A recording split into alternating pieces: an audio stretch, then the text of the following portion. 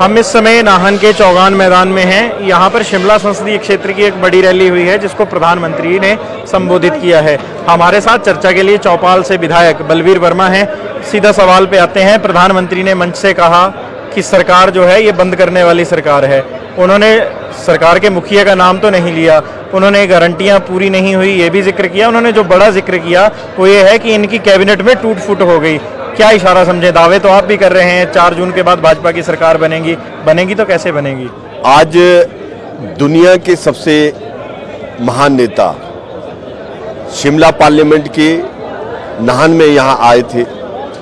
उन्होंने खुद यहाँ पर अपने संबोधन में कहा है कि नाहन की सबसे विशाल रैली, मैंने जीवन में इतनी विशाल रैली नाहन में नहीं देखी है। आज पूरी पार्लियामेंट से हजारों लोग यहाँ पर रैली के लिए आए थे और आदरणीय श्री प्रधानमंत्री महोदय ने कहा है सरकार के अंदर कैबिनेट में ही बहुत सारे मंत्री मुख्यमंत्री से दुखी है। सरकार अंतिम सांस ले रही है। वेंटिलेटर भी इनको छोड़ने वाला है। वेंटिलेटर पर सरकार 3 महीने से चली हुई है। अब वेंटिलेटर जो मशीनरी होती है उसका भी अपना टाइम होता है। अब इलेक्शन के तुरंत बाद सरकार जो अंतिम सांसें ले रही है, सरकार हिमाचल प्रदेश में टूटेगी और भारतीय जनता पार्टी की सरकार बनेगी। और जितनी भी झूठी गारंटियां इन्होंने कही थी और जो जितने भी इंस्टीट्यूशन इन्होंने बंद किए थे, सारे इंस्टीट्यूशन भारतीय जनता पार्टी खोलेगी और झूठी गारंटी का खमियाजा इनको अभी पार्लियामेंट में मिलेगा। सवाल फिर वही है, सरकार टूटेगी लेकिन टूटेगी कैसे? आपके पास 25 विधायक हैं, 6 जो चुनाव लड़ रहे हैं वो जीत भी जाते हैं तब भी 31 होंगे। सरकार के पास 34 हैं। अगर मान लीजिए 2 इनके एमपी जीत भी जाते हैं फिर भी सरकार के पास 32 हैं, आपके पास 31 हैं, फिर भी आंकड़ा जो है सरकार के ही पक्ष में है।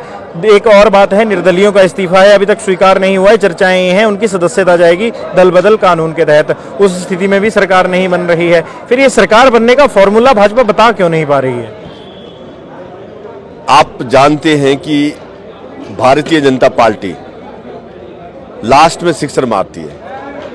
हमने राज्यसभा संसद का फार्मूला भी इनको सिखाया है। 25 वाले राज्यसभा सर्वोसभा गए और 43 वाले घर गए। ये हमारे फार्मूले हैं।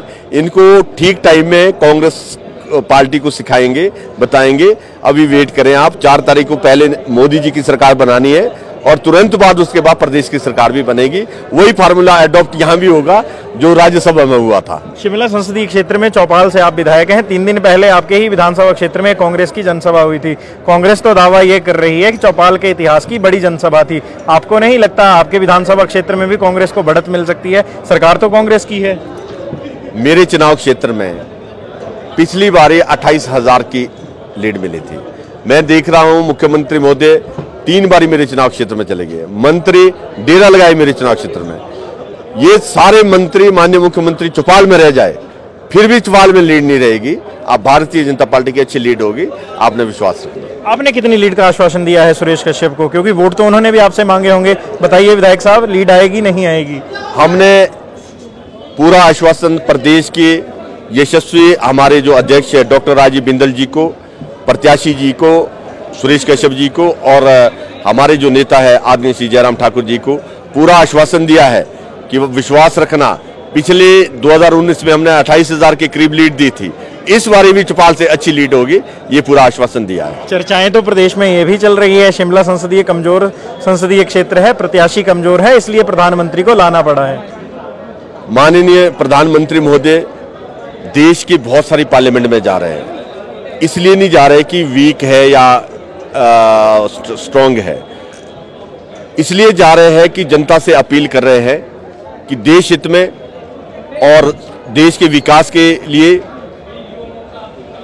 बीजेपी को नरेंद्र मोदी जी को प्रधानमंत्री बनाना जरूरी है।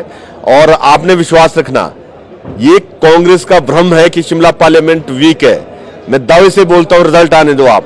शिमला पार्लियामेंट देश की अच्छी पार्लियामेंट में जीतकर जाएगी और यहां से सुरेश कश्यप जी भारी बहुमत से जीतेंगे। एक अंतिम सवाल, विश्वास रखने की बात तब टूट जाती है जब जनता ही कहती है कि सांसद के काम गिनवाने की बजाय प्रधानमंत्री की नीतियों का गुणगान किया जा रहा है।